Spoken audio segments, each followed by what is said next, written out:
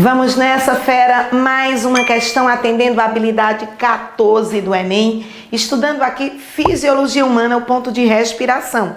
Essa habilidade 14, como ela trata de fenômenos e processos vitais dos organismos, como eu já disse, engloba toda a parte de fisiologia, desde a fisiologia celular até a fisiologia de órgãos. Na respiração humana, não é? Nós vamos fazer assim, ó. A gente inspira para pegar oxigênio e transportá-lo até as células. As células vão precisar de oxigênio. Para quê? Tá lembrado? Isso, muito bem. Oxigênio é aceptor final de hidrogênios no processo de respiração celular, lá na mitocôndria. Massa, fera. Então, a gente consome o oxigênio lá na mitocôndria. A mitocôndria gera CO2. E esse CO2 vai sair da mitocôndria, sair da célula e vai para o sangue. E aí, como é que vai acontecer o processo de transporte, tá? Como vai acontecer o processo de transporte do CO2 até chegar no pulmão, né, via sangue e nós expirarmos? Vamos discutir isso? Bem, o transporte do oxigênio, ele é muito fácil. Veja, o transporte do oxigênio, vamos trabalhar aqui os gases da respiração. O oxigênio, aproximadamente 90% do O2, combina com a molécula de hemoglobina e vai formar a oxihemoglobina. Oxihemoglobina, tá? Os outros 3% do O2 vai para o plasma e fica dissolvido na água. A gente sabe que os gases podem se dissolver na água, certo? Agora, o transporte de gás carbônico, ele é um pouco mais complexo, tá? O transporte de gás carbônico, aproximadamente 64%, vai se transformar em bicarbonato, tá? Vai ser transformado em bicarbonato e vai para o plasma. Cerca de 27%. O CO2 reage com a hemoglobina. Isso vai formar carbohemoglobina. E essa carbohemoglobina, obviamente, vai estar dentro da hemácia. E os outros 9% do CO2 vai para o plasma sanguíneo. Vai para o plasma sanguíneo. É também transportado no plasma. Só que aqui é com bicarbonato. Esse aqui, ele vai reagir de forma lenta com a água. Vai estar formando ácido carbônico, ó, H2CO3, H2CO3. Isso aqui reduz o pH do sangue venoso. E é massa isso, tá? Essa redução do pH do sangue venoso, ela é detectada pelo bulbo, tá? O bulbo detecta. E quando o bulbo detecta, lembre que bulbo é um órgão do sistema nervoso central. Então, ó, comecei a fazer, ó, tô malhando. Então, como eu tô malhando, minhas células estão, ó, jogando, produzindo muito mais o quê? Muito mais CO2. E jogando no sangue. Então, isso aqui tá acontecendo. O que é? Bem, quando eu começar a malhar, aí Meriane vai ficar...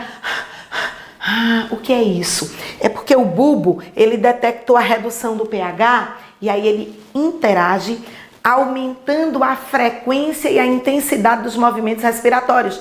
Para que... inspire mais e expire mais para jogar logo fora esse CO2. Muito massa, né? Você não tem que estar pensando nisso. O corpo simplesmente trabalha por você. Aí veja, saindo a eliminação de CO2 para o sangue produzido pelos tecidos, obviamente na atividade mitocondrial, a gente vai ter a parte que vai no plasma, a parte que vai, né, reage com a hemoglobina, vai aqui dentro da hemácia na forma de carbohemoglobina. Mas a hemácia, né? Meriane, como é que gás carbônico vira bicarbonato? Olha como é massa essa reação. Gás carbônico reage com a água do plasma e isso forma ácido carbônico. Essa reação aqui é rápida porque ela é produzida, ela é desencadeada, na verdade, por uma enzima chamada anidrase carbônica que tem dentro da hemácia. O ácido carbônico, ele é um ácido fraco, rapidamente ele se dissocia em H+, e HCO3-.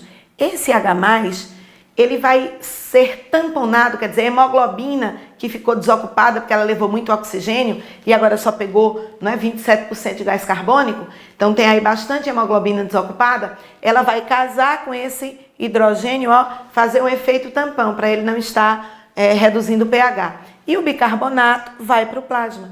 tá? Quando a gente chega no pulmão, ninguém expira bicarbonato, não. O que é que acontece a nível de pulmão?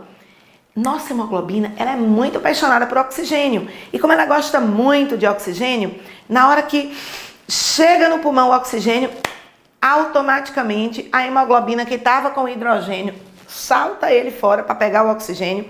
O hidrogênio reage com bicarbonato, volta a ser gás carbônico e água. Então nós expiramos gás carbônico e água. Por isso aquela sensação de embaçamento, né?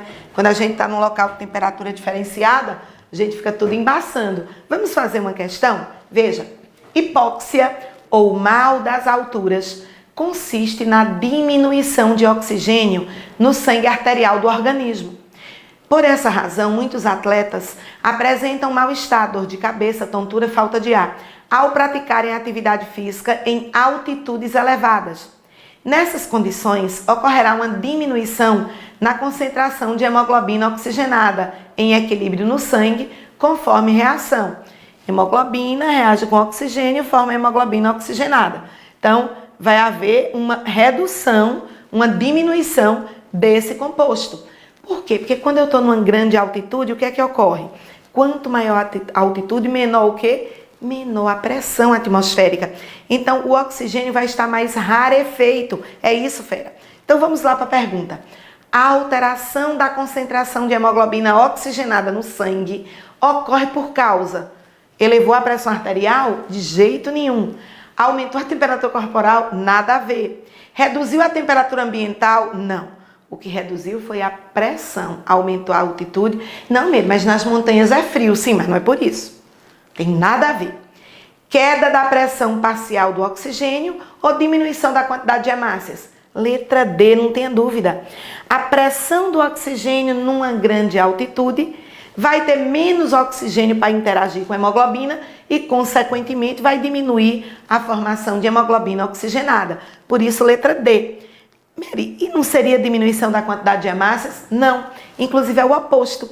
Você sabia que habitantes de regiões muito elevadas, por exemplo, aqui na América do Sul, a cidade de La Paz, na Bolívia, ela está a mais de 3.000 metros de altitude acima do nível do mar. Se eu for fazer um hemograma de uma pessoa que é de La Paz, a quantidade de hemácias dessa pessoa por ml de sangue é muito mais elevada. Por exemplo, se eu, que vivo, né, Petrolina, mais ou menos a nível do mar, longe do mar, mas a nível do mar, eu vou ter uma quantidade de hemácias em média de 4 a 5 milhões de hemácias por milímetro cúbico de sangue. Então eu vou ter aí, arredondando, 5 milhões. Uma pessoa que está em La Paz, quando você faz o exame dessa pessoa, ela vai ter em média de 6,5 a 7 milhões de hemácias. Então não vai diminuir a quantidade de hemácias, não. Pessoas que vivem em regiões elevadas vai até aumentar a quantidade de hemácias como um processo, né, de suprimento do organismo para um ar que está rarefeito. Agora, um atleta, se ele vive lá nessa cidade, ele está adaptado a isso. Mas se ele chegou, imagina um jogador, saiu aqui do Brasil, foi jogar uma partida, não é, das eliminatórias de Copas do Mundo, lá em La Paz. Ele vai sofrer muito com essa altitude. E aí, qual é a consequência se ele não vai ter muito oxigênio? Alguém lembra? Dá para deduzir? Imagina, ele está fazendo exercício, vai reduzir a quantidade de oxigênio. O que é que você espera que aconteça? Isso, muito bem. Ele vai começar a realizar nas células musculares, além da respiração, o processo de fermentação lática. Isso vai gerar ácido lático e vai ter cãibra. Então a gente sempre diz, ó, se não fizer gol no primeiro tempo, no segundo tempo não tem perna para jogar, tá? Fica ligado com a gente aqui no nosso canal. Sempre muitas e muitas novidades para você conquistar sua aprovação. Um grande abraço.